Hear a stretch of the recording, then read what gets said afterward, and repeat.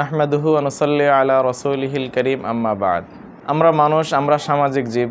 আমরা একত্রে থাকি, সবাই পারিবারিকভাবে সামাজিকভাবে একত্রে থাকারই চেষ্টা করি। তো এই ক্ষেত্রে মানুষের বিভিন্ন গুণাবলী আছে। ওই গুণাবলীর কারণে মানুষ প্রিয় হয়, আবার এই সকল গুণাবলীর কারণে মানুষ অপ্রিয় হয়ে যায়। তো আমাদের লক্ষ্য রাখতে হবে যে আমরা এমন সব গুণাবলী থেকে বিরত থাকব যে সকল গুণাবলীর কারণে আমাদেরকে মানুষের কাছে অপ্রিয় হতে হয়, মানুষের কাছে হেয় হতে হয়, তুচ্ছ হতে হয়। তন্মধ্যে অন্যতম একটি গুণ হলো সমালোচনাকে অভ্যাসে পরিণত করা।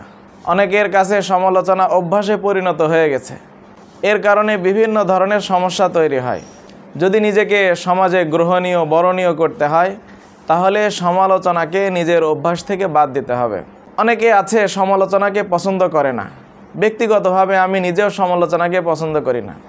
একজন ব্যক্তি নিজেকে প্রতিষ্ঠিত করতে চাইল, তো প্রতিষ্ঠিত করার জন্য সে সামাজিক কাজ হিসাবে পানি পান করানোকে নিজের দায়িত্ব বানিয়ে নিল।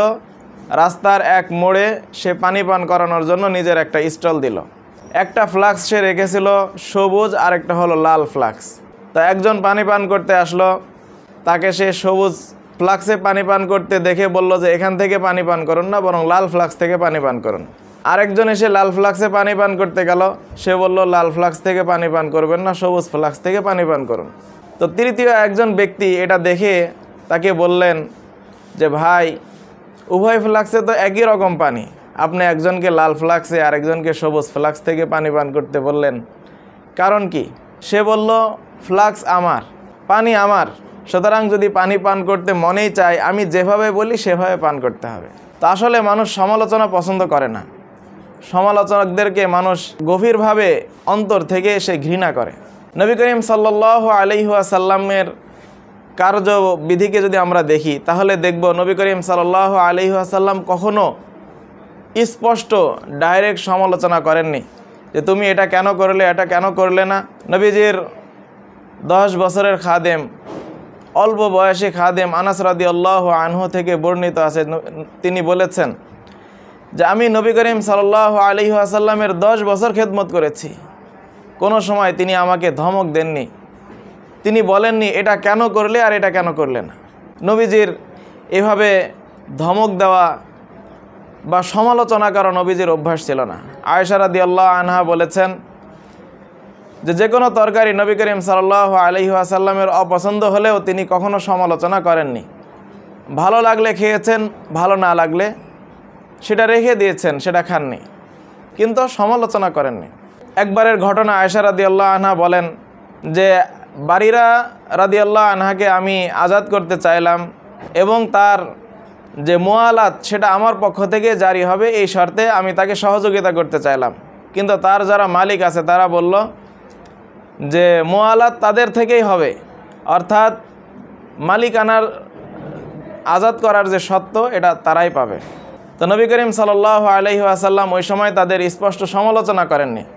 তিনি খুতবায় অস্পষ্ট হয়ে বলে দিয়েছেন মানুষের কি অবস্থা হলো যে তারা যেটা তাদের অধিকার নয় সেই ধরনের কথা তারা বলছে।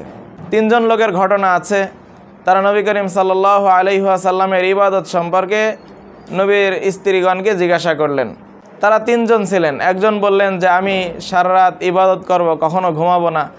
আরেকজন বললেন আমি ইবাদতে লিপ্ত হওয়ার জন্য বিবাহ থেকে বিরত থাকব। আরেকজন বললেন যে আমি সর্বদা রোজা রাখব। নবী করিম সাল্লাল্লাহু আলাইহি ওয়াসাল্লাম যখন তাদের কথা শুনলেন, নবীজি সরাসরি তাদের সমালোচনা করেননি, বয়ানের মধ্যে অস্পষ্টভাবে বললেন যে মানুষের কি অবস্থা হলো, তারা বিবাহ থেকে দূরে থাকতে চায়, সর্বদা রোজা রাখতে চায়, আবার সারা রাত জেগে ইবাদত করতে চায়, অথচ আমি রাত্র জাগি, আবার কিছু রাত্রে বিশ্রাম করি, আবার বিবাহ করি, আবার ইবাদতও করি, আবার রোজাও রাখি, রোজা ভাঙি, তো আমার তো সমস্যা হয় না, এভাবেও তো ইবাদত করা যায়। তো নবী করিম সাল্লাল্লাহু আলাইহি ওয়াসাল্লাম এভাবে সমালোচনা করতেন না। কিন্তু আমাদের অনেক মানুষের স্বভাব দেখা যায় যে আমরা কারো বাড়িতে গিয়েছি, বাড়িতে যাওয়ার পরে আশপাশে তাকানো শুরু করি, তাকিয়ে বলি যে তোমার ছেলের যে পোশাক, এই পোশাকটা তো ভালো দেখাচ্ছে না, তোমার বাড়ির যে সাজানো গোছানো অবস্থা, এই সাজানো গোছানো তো আমার কাছে পছন্দ হলো না, এটা তো এখানে না রেখে সেখানে রাখতে পারতে।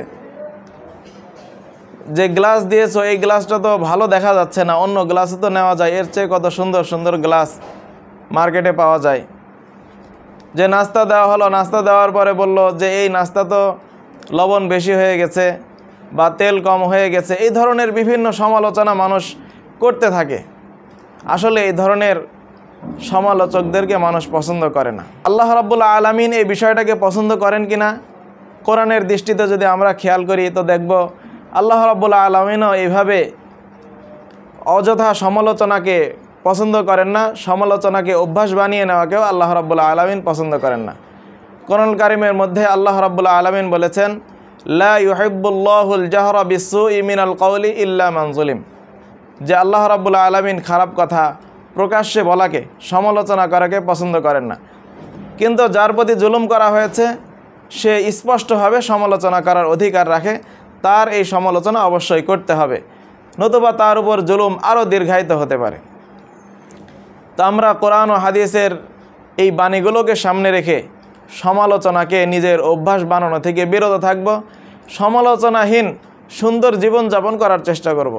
যেখানে সমালোচনা করার দরকারই হবে সেখানে আমরা ভিন্ন পদ্ধতি অবলম্বন করে অন্যভাবে সুন্দর করে বুঝিয়ে দেওয়ার চেষ্টা করব।